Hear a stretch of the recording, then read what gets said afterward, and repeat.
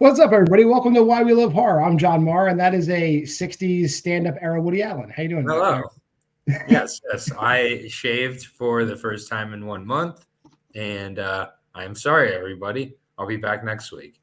Yeah, it'll grow back in 2 days, Yes. like Homer Simpson. But what's going on this week over there? Yeah. So we got Street Trash, and things are not going great if we're doing it judging by how the movie's going. And it was so bad that it took Abby out for the week. Just such a disgusting movie. This is the trailer.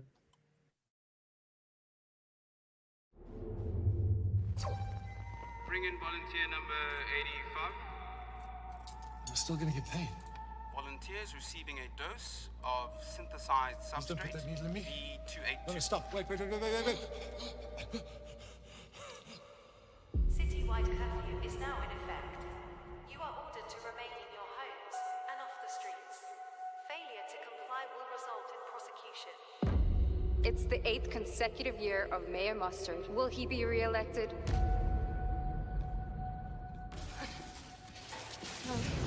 Mayhem in the city. Homeless are fighting against the government. People are fighting for their rights. What the fuck? There's another one! Go! No babies. I present to you the crew, the most incredible crackheads that you'll ever meet. I have reduced the number of homeless people in the city to basically zero. The mayor's fucking melting people. They're exterminating everybody.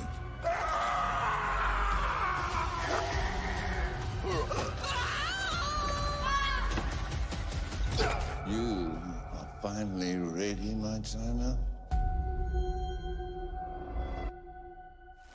It's time. We don't want this party turning into a massacre. Massacre sounds good to me! Fucking good, come here!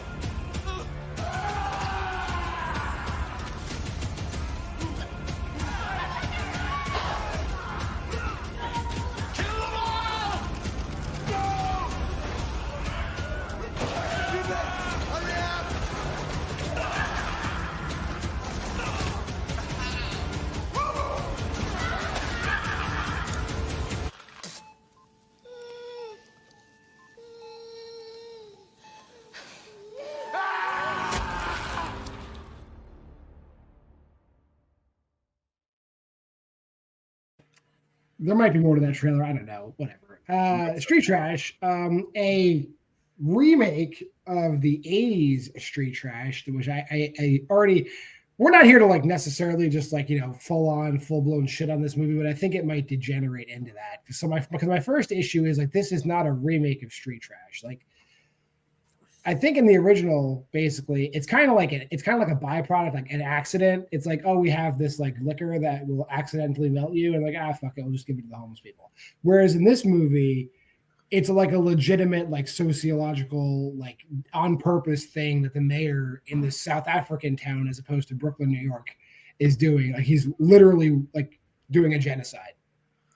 Yeah, and I mean, also like just for our section of the comparing to the original, I enjoyed the original. Like I didn't love it, but I felt like the original, what it did, the only part of this that reminds me of the original is that it's a practical effects like showcase. And that's unfortunately all that the new one is. Like the original had that, but it also like was outdoing itself with its like gross humor and like societal kind of statements being made, but it worked with like the practical effects here. While with the new one here, it's like there's so many different types of weird like edgelord humor throughout this. And another movie that it's kind of impossible not to compare this to, mostly because the cast and the director is Fried Barry, which I also think by the director Ryan Kruger was much better or much more well done. I'm gonna throw spoilers. I don't know if we're necessarily gonna spoil anything yet, but like I feel like this is kind of like and when you get into like not like indie lower budget horror movies, you always get like every few years like a really talented visual effects, practical effects person comes along, and then they hit it big with like one movie where they're really trying, Like I'm thinking of like people like Robert Kurtzman and like Ryan Nicholson. Like they come along like they have like a huge movie that does very well, and then they think it's like a license to whatever the fuck they want with their second movie, and it bites them in the ass. Like every I don't think that happened here though, because I don't think Fried Berry did that well. It was just a Shudder. It's just a better movie. It's a better movie. Yeah, it's a better movie, and this is like honestly what he should have. I feel like should have been done here is that you could have effectively taken this same story, made it a sequel to Fried Berry, honestly, because and it would have worked better. I guess I can fix it if we're doing that. If we're bringing that back here. Like, don't make this a Street Trash remake, because it's not a Street Trash remake, and really it's just on the surface a remake of Street Trash, because yes, we have the practical effects. I mean that like, but we're saying like we said a lot of the same things for like Terrifier 3. Like it's a practical effects masterclass, but there's also like a story and like the characters work there. Here, there's some fun characters. Chef is Jewish. That's his character. There's a lady. There's a lady who's a lady. There's who it's there's two like South Asian. I don't know if they're necessarily Indian, but there's like definitely of South Asian descent twins. They're twins, Boris and Hap, whatever. And then there's Gary Green's character who is like has a schizophrenic like puppet like alter ego. And at all these points, I am almost like wanting to laugh, but I'm nowhere close to laughing myself. Yeah. I feel like this is another thing that happens. Like I think like all the actors were just given license. They were not directed. It's like probably most of it improv. I feel like maybe it was improv. But there's also like practical effects throughout, so you can't like improv and then like have that weird like boner dick chopping off part that like they half commit to for a second but don't fully commit to. Like it feels like it's fake pretending to be sleazy. Also feels like it's fake pretending to be that 80 grimy practical sleazy. Like on the surface, yes, but it's not. It's not. There's parts that I think are ad-libbed, I guess. Like whenever Chef is like doing deep dives on like fairy tales, like the whole Peter Pan thing he goes off on. And that kind of goes into the failings of some other like indie horror movies where they just let one person act like they're like God's gift to monologues or comedy, and they're not. Yeah. Like I've heard the Peter Pan joke before.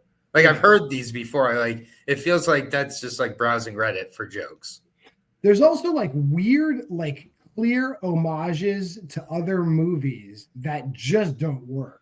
Like there's the scene like when they steal the liquor from the mayor and Chef gives that monologue, which is clearly the Princess Bride monologue. Like if the poison is this and they think we steal the poison, it must be like that. Like, okay, we get it. Then they clearly do like a Fight Club homage when he's going to all the support groups. And then there's an homage to RoboCop when the one person gets run over by the car. Definitely. And like I'm clearly seeing all these things. I'm like, don't do that. You're not these movies. Don't bring attention to the fact that you're not. Every time they did that, I was like, oh, that hurts my feelings. That hurt my feelings. So you're saying this is the the substance of this year. This is the opposite of the substance. Yeah, there's substances in this movie as well. It's the opposite of it, though. Because like the actual like through plot of the movie is like so simple. It's like the mayor. Yes. There's wealth inequality. The homeless population is rising, and the mayor's just killing them all. And that's the whole movie. Yeah. And like they do like a mediocre job of like dragging us through this plot. But then there's parts in the movie where like I know horror movie characters make bad decisions. I'm here. I am here. But then there's parts of the movie that make literally no sense. Like there's like a Rat King gang. Mm-hmm. And there's a part where like the Rat King's like thugs literally get into where all of the main characters are. And they're all armed with spiked baseball bats. Mm-hmm. And then they just let these dipshits who are like not physically intimidating at all, with the exception of Gary Green, or whatever his name is, just like basically back them off. Like you fucking kill them. Like just fucking kill all of them. Like, I don't understand why they didn't do that. Like, and that happens so many times in the movie where it's like take a shot every time somebody doesn't have a gun drawn and they get the drop on somebody who also doesn't have a gun drawn, and they just get lucky every single time. It's the action choreography is shit. Like, unfortunately, yeah. I mean, I was like, I'm really, you know, I'm sorry that we're just kind of piling on this movie because honestly, it was my idea to review this for the week. I was not expecting to kind of unanimously like not have a good time with this movie. I was like, how could this be bad? Like, even you look at the poster's great. And that's what the movie's full of. The movie is full of, there's like 4 or 5 times that scene happens in the movie. Yet I'm not feeling anything like at all. I'm feeling less than I've even felt in like any of the Terrifier movies. And I'm not the biggest Terrifier fan. And that's my just direct comparison here, not because of the content, but because it's a practical showcase, like I said. So I can't think of another movie to compare it to from this year where like the practicals are the only thing you're showing up for, but it's just really not enough here. And I would say even the practicals are good and they're done. Very good. Very good. But I would say they just go to the well. They go to the well once too often. It's the same like a sack appears on somebody's head and it explodes with fluid. That happens every single time. It's not like they're doing they're not giving you a full catalog of effects. You're progressively cringing less as the movie goes. Yeah, and then sometimes like the effects are ruined by like a stupid sight gag. Like there's a scene where Chef dies and his head blows off, and then they just like Keystone Cops toss the head, and they have to make sure every character catches the head and goes, whoa, whoa. Right, yeah, that was crazy. What the fuck is wrong with you people? Right, it was just like a spout of like rainbow blood for why? I don't know. And like then the schizo puppet, they'd be like, oh yeah, this puppet, he's in the movie. So we're going to do a Happy Times Murders homage, I guess. Like this is like a reject from the reject pile of Happy Times Murders. But I was ready to laugh with that character, but he never does anything. Like that. And a lot of the humor, even with that puppet, it's just like the easiest, lowest common denominator. Like the puppet's just like, I'll fuck her. Like, okay, cool, puppet, you'll fuck her. Puppet. He's humping her. That sure is zany and wacky. Yeah, and then at the end, the other guy does like the mega drug, and he could see the puppet, and like, the whole mega drug thing too was just like it lost me. Like in the final battle, like the apocalyptic Mad Max shit at the end. Like I was just like, end this fucking movie. God damn it. Because it's starting out. I'm like, okay, I'm ready for this to be my Psycho Gorman. I'm ready for this to be mine. This is going to be my one for it. But it tries to do that. It tries to do these wholesome yet zany and gross, like, you know, suicide. What is this? A Suicide Squad?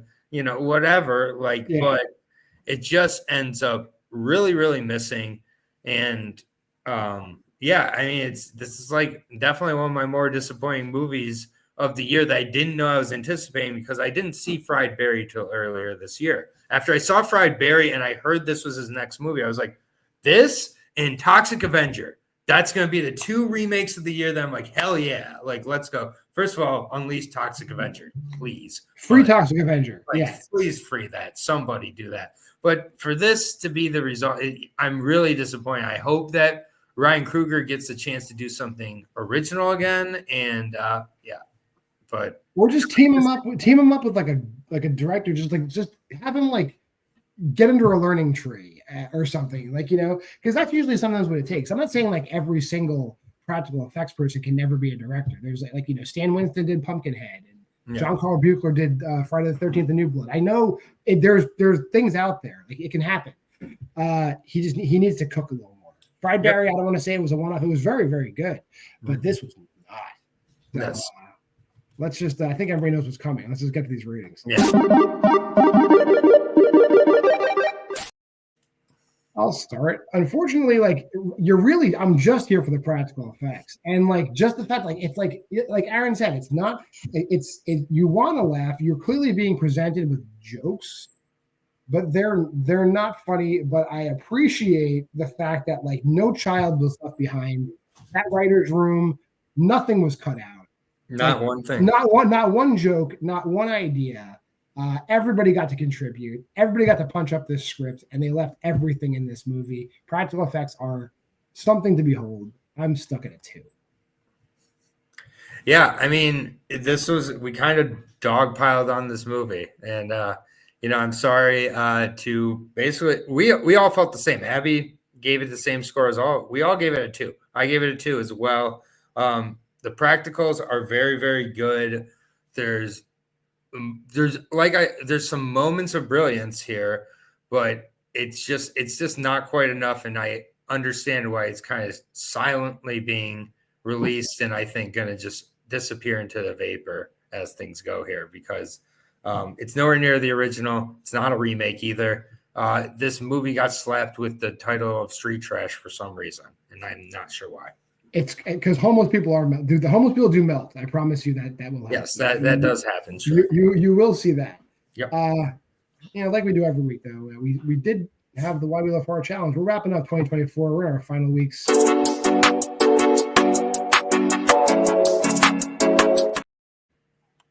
That's the old website there. If you want to just check in, I don't know. You can speed run one if you want to try. It'd be a hard thing to do, but you can still do it if you wanted to.